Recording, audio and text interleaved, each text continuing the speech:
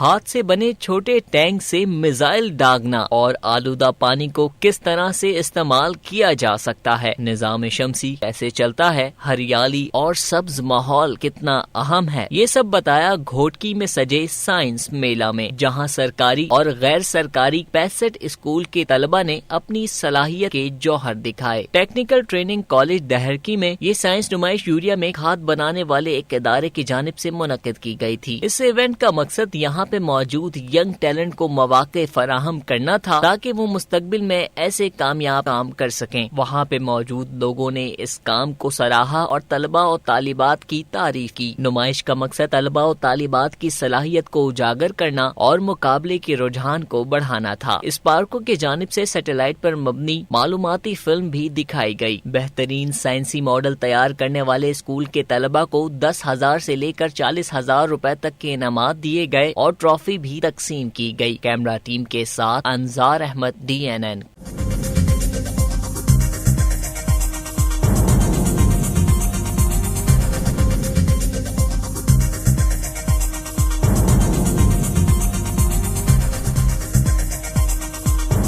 News سے اپ date رہنے کے لیے ہمارے چینل کو سبسکرائب کریں اور بیل آئیکن پر کلک کریں۔